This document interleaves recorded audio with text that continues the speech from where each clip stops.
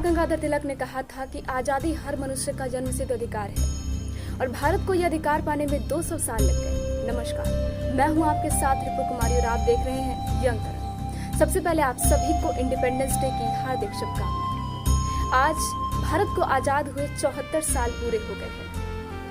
आजादी के इस पावन अवसर पर 15 अगस्त से जुड़ी मैं आपको 15 अनसुनी कहानियां सुनाऊंगी हमारे इस खास पेशकश के जरिए।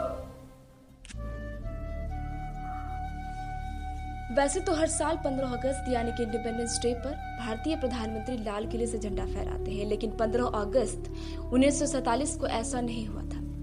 लोकसभा सचिवालय के अनुसार देश के प्रथम प्रधानमंत्री पंडित जवाहरलाल नेहरू ने 16 अगस्त 1947 को लाल किले से झंडा फहराया था।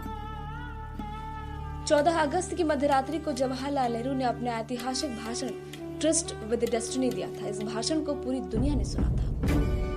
15 अगस्त 1947 को जब भारत को आजादी मिली थी, तब राष्ट्रपिता महात्मा गांधी इस जश्न में शामिल नहीं थे, क्योंकि उस समय वह दिल्ली से हजारों किलोमीटर दूर बंगाल के नोआखली में थे, जहां सांप्रदायिक हिंसा की कई घटनाएं हुई थी और राष्ट्रपिता उस हिंसा को रोकने के लिए अनशन कर रहे थे। 15 अगस्त 1947 तक भारत और पाकिस्तान के बीच सीमा रेखा का निर्धारण नहीं हुआ था। इसका फैसला 17 अगस्त को रेड क्लिफ लाइन की घोषणा से हुआ था। भारत की आजादी का दिन जब 15 अगस्त तय हो गया, उसके बाद ब्रिटिश हाउस ऑफ कॉमन्स ने इंडियन इंडिपेंडेंस बिल 4 जुलाई 1947 को पेश किया। इस बिल में भारत के बंटवारे और पाकिस्तान के बनाए जाने का प्रस्ताव रखा गया था। यह बिल 18 जुलाई 1947 को मंजूर हुआ और 14 अगस्त को विभाजन के बाद 15 अगस्त 1947 को मध्यरात्रि 12 बजे भारत की आजादी का ऐलान किया गया। ज्योतिषियों ने भारत के प्रथम प्रधानमंत्री पंडित जवाहरलाल नेहरू को भी कहा था कि वह आजादी मिलने पर अपना ऐतिहासिक भाषण अभिजीत मुहूर्त यानी रात्रि 11:51 से 12:39 के बीच में दे। नेहरू जी ने इसका पालन करते हुए अपना भाषण उसी तय समय पर समाप्त किया, जिसके बाद शंखनाद किया गया। 15 अगस्त 1947 को सुबह 8:30 बजे गवर्नमेंट हाउस पर गवर्नर जनरल और मंत्रियों का शपथ समारोह आयोजित किया गया और संवैधानिक सभा में राष्ट्रीय ध्वज फहराया गया। 15 अगस्त 1947 को इंडिया गेट पर झंडा समारोह आयोजित किया गया, आतिशबाजी की गई और गवर्नमेंट हाउस पर अधिकारिक रात्रि भोज दिया गया। 15 अगस्त 1947 को लॉर्ड माउंटबेटन को दोपहर में नेहरू जी ने उन्हें अपने मंत्रिमंडल की सूची सौंपी और बाद में इंडिया गेट के पास प्रेसिडेंट गार्डन में एक सभा को संबोधित किया।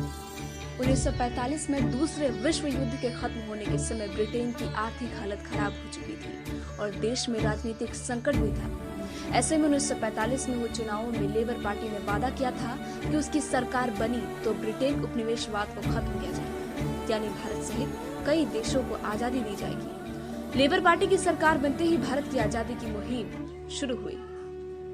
पाकिस्तान ने पुनः विचार किया कि आजादी के दस्तावेज पर 1 साल पहले यानी कि 14 अगस्त को दस्तखत किए गए, इसलिए तकनीकी तौर पर वही आजादी की तारीख। दूसरी वजह थी कि 14 अगस्त 1947 को रमजान का 27वां दिन था, जिसे इस्लाम में बेहद पवित्र दिन माना जाता है, इसलिए इसी दिन इंडिपेंडेंस डे मनाने का निर्णय लिया गया। 15 अगस्त 1945 को भारत ने कॉमनवेल्थ ऑफ नेशंस की सदस्यता ली थी। 15 अगस्त 1947 को $1 के बराबर था और सोने का भाव 88 रुपए 62 पैसे प्रति 10 ग्राम था। आज 74.81 रुपए के बराबर $1 है।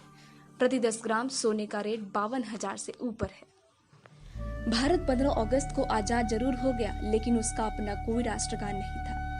रविंद्रनाथ टैगोर जन गण मन 1911 में ही लिख चुके थे, लेकिन इसे 26 जनवरी 1950 को राष्ट्रगान के तौर पर अपनाया गया। कुछ इतिहासकारों का यह भी मानना है कि लॉर्ड माउंटबेटन ने 15 अगस्त को इसलिए चुना था क्योंकि द्वितीय विश्व युद्ध के समय 15 अगस्त 1945 को जापानी सेना ने उसके समक्ष आत्मसमर्पण किया था।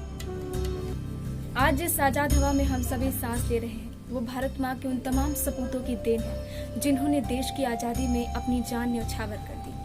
उनके इस बलिदान को सम्मान करते हुए हम सभी को जाति और धर्म से कहीं ज्यादा ऊपर उठकर देश के प्रति अपने कर्तव्यों को पालन करना होगा। तभी जाकर सही मायने में आजादी के इस पर्व को हम मना पाएंगे। हमारा ये कार्यक्रम आपको कैसा लगा हमें जरूर बताएं। साथ ही साथ चैनल को लाइक, शेयर और सब्सक्राइब करना न भूलें।